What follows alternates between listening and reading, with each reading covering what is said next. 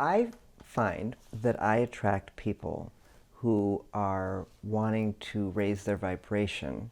They may not have that language, but they're needing something else. They've been to medical doctors, they've been to holistic doctors, and they're looking for something else. And they find me by referral or by internet search.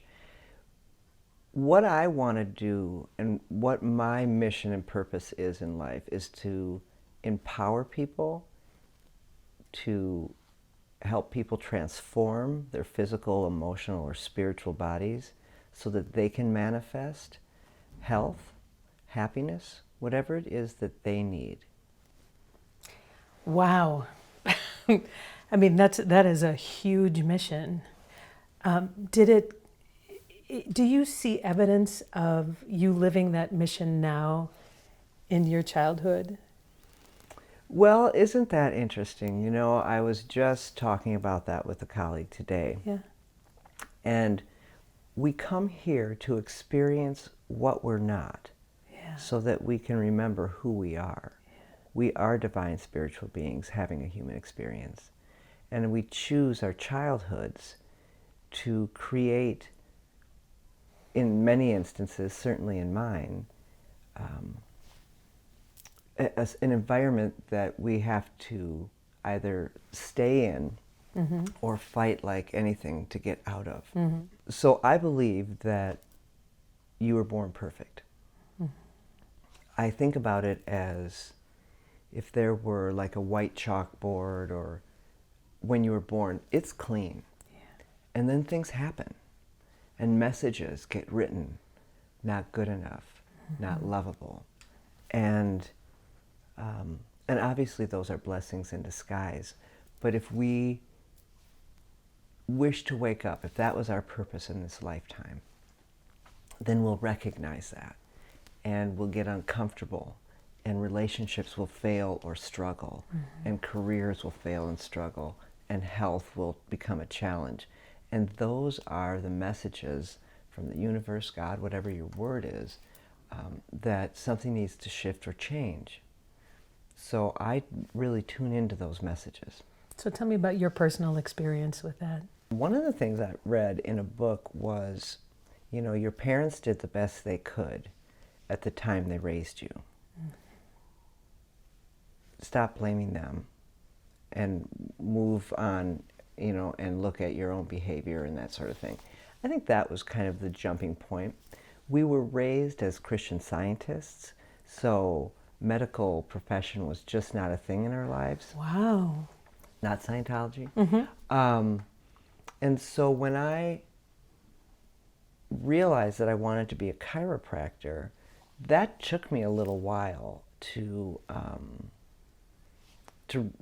rationalize that with how I was raised. But then I realized that that too was a springboard, because, you know, that a religion for me was really just the beginning understanding, and so I've broadened my understanding since then. So do you feel there were seeds of the encourager, the nurturer, the healer in you growing up that you were aware of? Or did they spring fully formed on you sometime in your 30s? Well, that's fair. I would say that I was born to do what I'm doing without question. It was just a path to get here, because if you were to ask my 4-year-old little girl if she was smart enough or if she was bright enough to go to chiropractic school or help people, she would have said no. She was always very sweet, but that wasn't the message she received. But the seeds were planted there. I think I came in with them, yes. Yeah. So how did they come to your awareness? Through a process. And I think having kind of an emotionally challenging childhood, I was always seeking help. I think seeing people who were not well encouraged me to want to find people who were well. I do remember I went to a chiropractor when I had an infection in my 20s, And I was thinking doctor, or I didn't know what to do. And my sister said, go to my chiropractor. I'm like, whatever. So went to the chiropractor and changed my diet, did some detoxing, got some adjusting done. I never felt so good. My anger issues, right, all feeling better. I'm like, there's something to this. Then we had children, and several things happened with the kids. My son was getting ear infections. My daughter tripped and hurt her neck really bad. And so went back to the chiropractor. And I realized that because my husband at the time was very medically minded, that we were going back and forth between medical, just to kind of have a balance. And I'm just like, I need to go back and do this myself, because I didn't have any confidence that I knew what I was doing, but I had to get the confidence because my instincts were there. Yeah. But I didn't have the facts to back it up, right? Yeah. So I went back to school and became a chiropractor and opened my practice on my 40th birthday. So what does being a chiropractor mean? What it means to me now is that when I'm working with someone's emotions that are stuck in their body, or if I'm working on some energy that's stuck in their field, I have the knowledge to shift the nervous system and improve that instantly. Maybe not instantly. I love chiropractic because I love to improve how the nervous system operates. And it's almost like the vital force of the body. Yeah. And so it can really help us align with optimal energies for us. But when you say chiropractor, to most people who maybe haven't had a wide experience with it, it is cracking the back. Correct. Right. And is that what you're talking about with adjusting the nervous system? I think my understanding is you go well beyond that. Right. So my clinic name is Beyond Chiropractic. Well, that explains it. And I specialize in applied kinesiology. And Explain that for anyone who might not know. So that's muscle testing, and it helps, it's how I communicate with the body to see the priority. So people, when they come in, are going to have some kind of challenge, if it's going to be pain or if it's going to be depression, insomnia. And so I can look to see if there's a food sensitivity or a hidden infection, if there's a subluxation or an interference in the nervous system. I also look to see if there's some emotional piece. How do you look to see if there's an emotional piece? Well, I look into, first of all, we do the history. So that's pretty telling, particularly if you're looking for that as an option. There are certain points on the body that are associated with emotions, and then of course I always say, does that resonate with you? I mean, the patient comes in and we work together, right? I just hold a space of love for them so that they can feel safe, and I'll tell them what I think needs to happen or what they need to do, but many times we work on it together because they really want to come in. I mean, I work with people who, again, have been so many different places that they're ready to look at the emotional or spiritual aspect of it. Do many of them find that that's a foreign place to be working with someone who is a provider of healthcare, as opposed to being told what to do? I think that the people that find me are ready. There's a few. I mean, there's some who say, I'm not ready to deal with that part of my life yet. Okay, well, let me know when you are. Because if they want the straight chiropractor, they're not going to find that with me. Yeah. So can you tell me a story of someone who has come to you with an issue, be it physical, mental, emotional, spiritual, and an evolution that they've experienced? Well, was working with this one very lovely young woman, and she was in my office waiting for the massage therapist, and she was crying, and so we ended up talking, and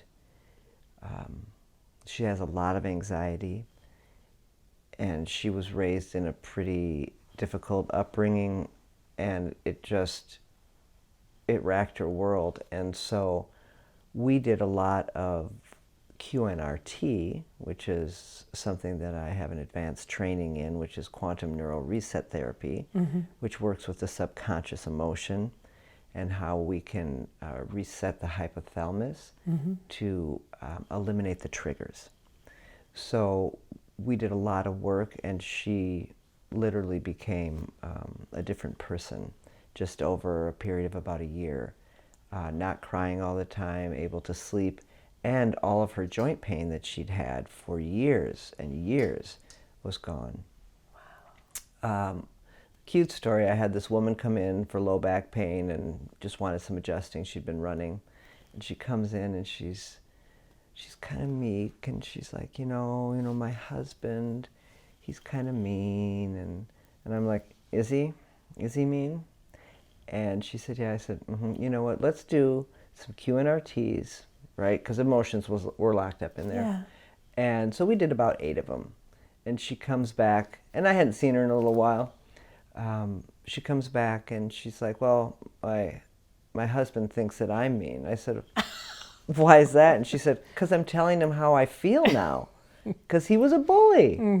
And so a lot of relationship stuff like that, that's fun. But in the meantime, we're also getting rid of the pain. Yeah. I'll always check for food sensitivities, hidden infections. One thing that's really interesting is how an emotion can hold a certain vibration that keeps an infection or a food sensitivity or some kind of toxic reaction in the body. It's just like it can't leave if that vibration is there. A real popular one that people have is candida. Common, not popular, but Yeah. a real common infection is candida, but that's deeply buried emotional stress. So let's think about that for a minute. So if we treat that with a homeopathic or a nutrient that is known to eradicate candida, and it keeps coming back and it keeps coming back, what's the emotional piece that we're missing? Yeah. And so that has been a real helpful thing to add to my practice, is dealing with that subconscious emotional piece. And but candida is everywhere. It's everywhere. Well, so then it's kind of fun. So then because I'm big picture. Yeah. I mean, I'm super big picture. Yeah. People have already gotten the solutions that haven't worked that are inside the box. So we need to go outside of the box and about up on top of the IDS tower. We really want to see kind of the big picture, because that's really what it is. And so if people come in with a candida infection, it can be deeply buried emotional stress, which is the actual candida piece of it, or it can be sugar, which is I want to feel better, I want to do better. It could be a food that's causing it to upset the gut, to cause the inflammation, to throw the pH off, which makes candida live there. So it's so variable and so amazing to just kind of walk through that with the patient and see what's really at the root. Yeah. And You're really part private investigator. I am. Yeah. I really am. I love it because no one's the same. Yeah. And I don't ever approach anyone as the same. And I had a young boy come in yesterday, and he's been golfing more because he's had more time, and so he's got back pain and he wanted to get adjusted. I said, okay. So the only 2 things that he really had, he's young, were insomnia and depression. Well, we went way deep into that and realized what he needed to work on in terms of being able to sleep and not have nightmares. And so we look at liver toxicity, we looked at infection, structural, and it's so beautiful to be able to flow with each patient as to what they really need at that moment. Because we could have a subconscious emotion coming up, we could have a joint issue, oftentimes related, and then we could do something into the spiritual realm too. Speaking of emotions, how does it make you feel to be this particular doctor? I am so happy. Yeah. I was talking to my husband last night and I said, I love my job. I love my patients. It is so much fun to do what I do. Think about that component, though, to have love present in a room where someone's talking to you. You bring a problem to somebody. You bring an issue that hasn't found a solution yet, and you're talking to somebody who's holding love in a room. How rare is that? Well, I don't see it very often. Yeah. You know, when I test people, muscle test, I always, if I'm working with them if they're kind of struggling with something, and you asked how do I pick up the emotional piece, I'll muscle test. So you can say, my name is Erika, strong. My name is Louise, weak, because the nervous system knows. Right. So you can ask, or make the statement, I'm loved, I'm lovable, I'm loving. And that's something I end all my sessions with, is to make sure that those are strong. Because that is, all there is love. Yeah. And a loving place to go to. So if you can hold someone in that space, they flourish. Yeah. For someone to feel lovable, to me, feels like unfortunate rarity. It is unfortunate, but the opposite of lovable is shame. I'm a bad person. It's written on our chalkboard. Somehow. Sometimes these come through the ancestry. These are not just from childhood. There's a lot of data showing that it's 3 to 14 steps back in the ancestry for how long, if it's a continued pattern. And then we look at some of the religions, some of the parenting styles that really do push that, and we begin to believe it. And maybe that's, again, what we come here to experience, so that we can learn that we are lovable. And all there is love. Do you think that there is an opportunity in this moment in time, generally speaking, for greater shift, tremendous shift, for people to really see change in their world and in their lives? Well, I think that people who are here now, that's why they're here. I mean, my goal is to help people raise their vibrations, physical, spiritual, and emotional, so that they can exponentially raise the vibration of the planet, because we need that now more than ever.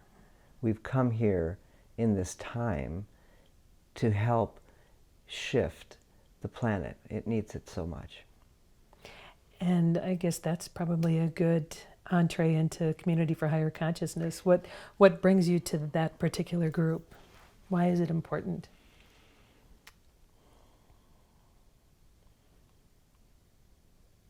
As I've grown and developed more gifts and talents, there is nothing more important than moving into higher consciousness. If we stay stuck, we stay in pain, we stay miserable, and we don't come here to grow and to ascend into a higher vibration. It's crucial. I work with the human spirit and the human body. That's my passion. Is there anything that you would say to somebody who is experiencing their own amount of stress in any particular way, who's considering opening up to you or another member of the Community for Higher Consciousness? Is there anything that you would offer to them as encouragement? Or I would listen to your inner voice.